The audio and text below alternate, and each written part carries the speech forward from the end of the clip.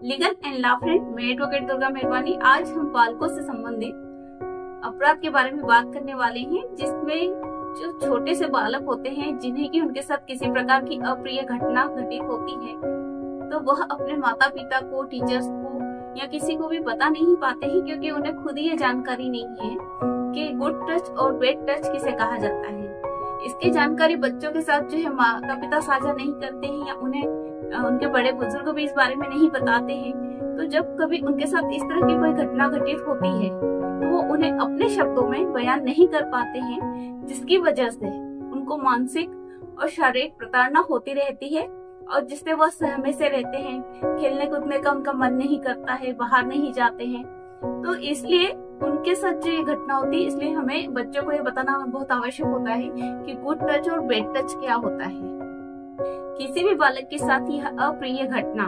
School में हो सकती है या जहाँ वह कोचिंग जाते हैं वहां पर हो सकती है, ऑटो में हो सकती है, बस में, या जहाँ वो खेलने जाते हैं या प्ले स्कूल जाते हैं, किसी मॉल में या किसी भी सार्वजनिक स्थान पर भी उनके साथ इस तरह की घटना होती है। या कभी वह सामान लेने के लिए दुकान पर जाते हैं, जो आस पड़ोस में उनके रहते हैं उनके द्वारा की जा सकती है। जब वह साझा परिवार में रहते हैं तो परिवार जो एक सम्मिलित परिवार है, उसमें भी परिवार के किसी न किसी सदस्य के द्वारा उनके साथ इस तरह की जो है अप्रिय घटना घटित करते हैं, तो जिसकी वजह से वो बहुत ही सहमे से रहते हैं। इसलिए इन बच्चों को यह बताना बड़ा आवश्यक हो जाता है कि गुड टच और बैड टच क्या है, ताकि भविष्य में जब कभी उनके साथ इस तरह की कोई घटना होती है तो सबसे पहले अपने माता पिता को बताएंगे, अपने टीचर को बता सकते हैं, या इसमें जो है अपने उस इंसान को बताएंगे जिसको वो अपना संरक्षक मानते हैं या जिस पर वो बहुत ज्यादा विश्वास करते हैं कि मैं अपने साथ ये हुई घटना उनके साथ शेयर कर सकता हूँ। और मानव शरीर जो है सभी का एक जैसा ही बना हुआ होता है, उसमें जो है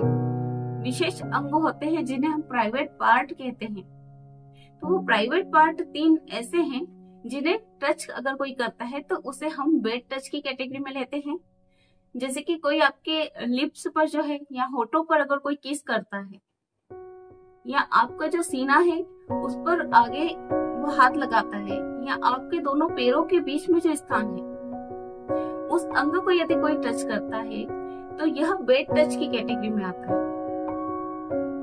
लेकिन किसी बच्चे को कोई माथे पर हाथ फेरता है, प्यार से उसकी पीठ थपथपाता है, शाबाशी देता है, या उसके हाथों पर किस करता है प्रेम से, तो वह गुड टच की कैटेगरी में आता है। जब बच्चे को माता पिता या दादा दादी, नाना नानी, अंकल आंटी या ऐसे भी चित परिचित लोग जो हैं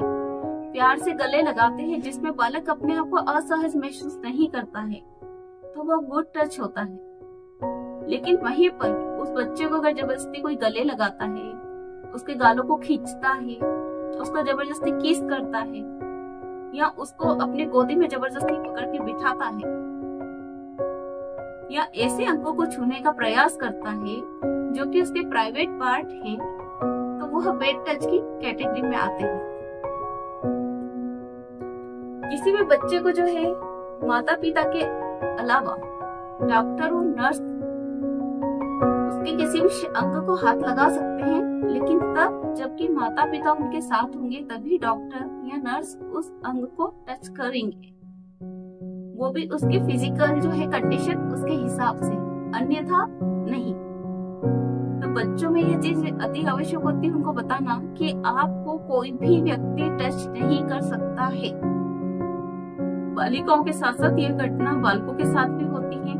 इसमें वो चाहे घर पर हो, बाहर हो, आस पड़ोस में हो, या फिर वो कहीं खेलने के लिए गया है, किसी कोचिंग क्लास पर गया है, तो वहाँ भी इस प्रकार की अप्रिय घटना उसके साथ होती है।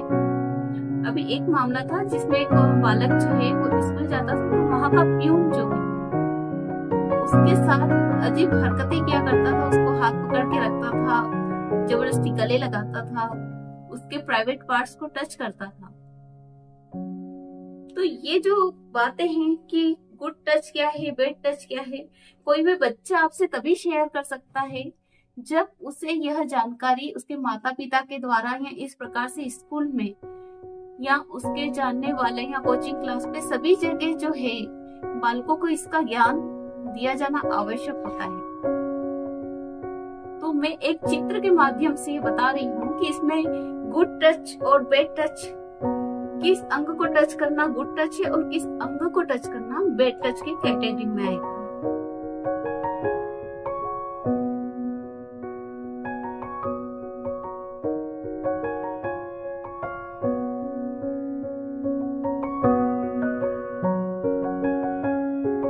इस चित्र के माध्यम से यह तो आपको समझ में आया कि किस अंग को छूना गुड टच होता है, किन अंग को छूना बैड टच होता है। तो अपने बच्चों को इस बारे में जरूर से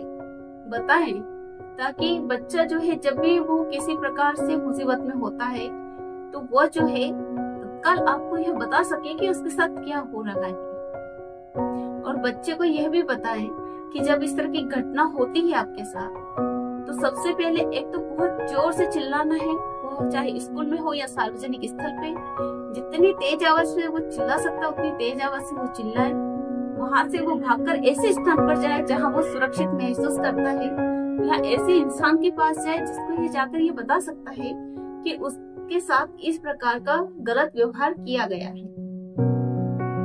और बच्चों के साथ हमेशा ही एक फ्रेंड्स के जैसा बर्ताव करें, क्योंकि अक्सर होता है कि बालक और बालिकाएं जिनको माता पिता कभी डांटते हैं या मारते हैं तो उनके मन में एक डर रहता है, वो अपनी सारी बातें जो है माता पिता से शेयर नहीं कर पाते हैं। इसलिए उनको एक ऐसा एटमॉस्फेयर देना चाहिए जिससे कि वो फील करें कि वो एक सुरक्षित माहौल में भी है और बेझिझक अपने माता पिता के साथ जो है वो कोई भी बात जो है शेयर कर सकते हैं,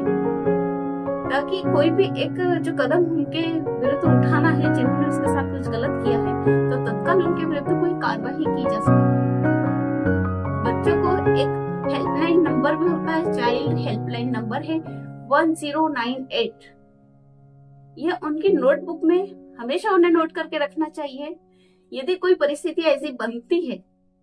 तो वो किसी पुलिस ऑफिसर को भी अपनी घटना बता सकते हैं, या इस चाइल्ड हेल्पलाइन नंबर पे वो कॉल कर सकते हैं। ये 24 घंटे चालू रहने वाली जो हेल्पलाइन नंबर है।